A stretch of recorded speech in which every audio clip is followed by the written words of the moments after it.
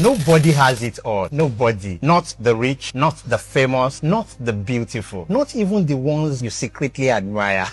And until you understand this, you will keep feeling small in a world where you are already complete in your own way. Okay, let me tell you a story. Some years back, children of a humble pastor were attending a private school in Ibadan. Their father was not rich in money, but he was rich in culture, experience, and simplicity. He would take them to the mountain for prayers, show them trees, teach them hunting, buy them bushmeat, let them roasted eyoko, and tell them stories about nature and life. In the same school, there was a boy from a wealthy home. His father had money, real money. Holiday meant flights, not buses. London trips, not village visits. Fine restaurants, not roadside roasting. One day after resumption, children started doing what children always do. They began to compare holidays. The rich boy proudly told one of the pastor's daughter how his father took them to London. He spoke about flying in an airplane, visit sea life aquarium, Thames launch cruise, beautiful places. Then he asked her with that childish pride, "Has your own daddy taken you to London before?" You know now, you already know that tone. The girl stood there quietly, already shrinking, already feeling less. But her sister, who had been listening, stepped in. She looked at the boy and asked calmly, "Have you ever been to Orioke Ebioki? Have you climbed Orioke Erio?" The boy froze. She continued, "Have you seen Igi Iroko before? Have you ever seen Eye Odidere, Eye Awoko? Have you eaten Eroya or Kere?" Then she began to describe these things like treasures. The mountain, the trees, the birds, the taste of bushmeat.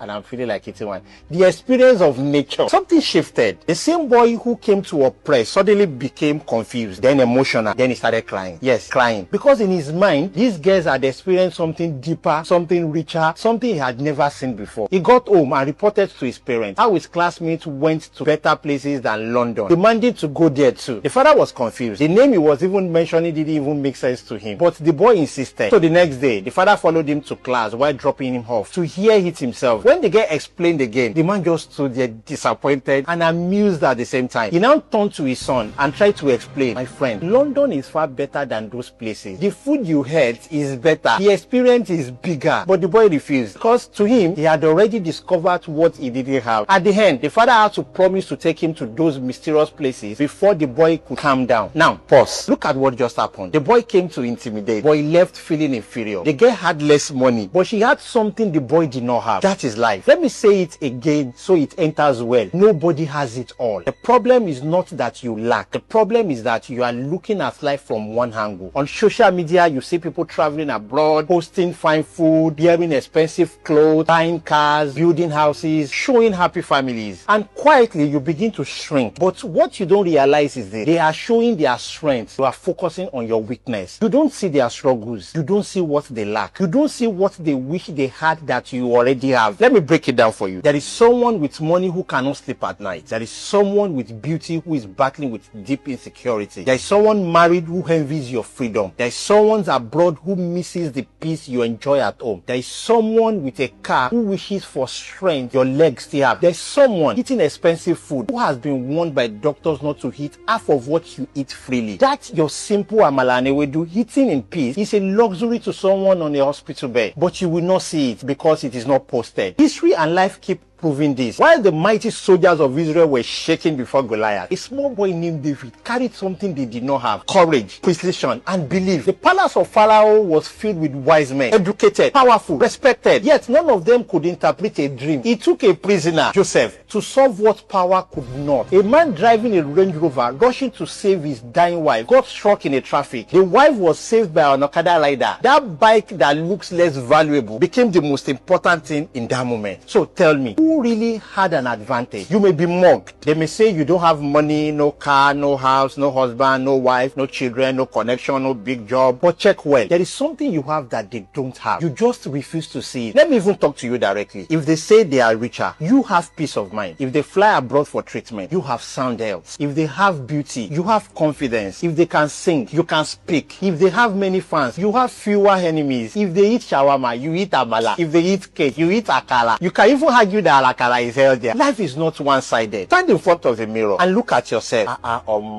Not with criticism, not with comparison, but with understanding. Look at how far you have come. Look at the dangers you have escaped. Look at the battles you have survived. Look at the strengths that you carry. There are people better than you that did not make it this far. Yet here you are, still standing. Look at people like Kobamza Soko, blind. Yet his name echoes across the world through his gift. Look at Nick Vujicic, no arms, no legs. Yet he stands on global stage, inspiring millions. They did not wait to have everything. They maximized what they had. That is the message. Stop waiting to have it all before you value yourself. Use what you have. Celebrate what you have. Grow what you have. Because the person you admire is also lacking something you already possess. I am proud of the little I have. You should be too. Because that little you are ignoring may be someone else's prayer point. If this content makes sense to you, please share. My name is Betawale. Ẹ máa rántí wípé bá ò kú, bá ò bá tí ì kú, iṣẹ́ ò tán lórílẹ̀ ayé. See you on the next one.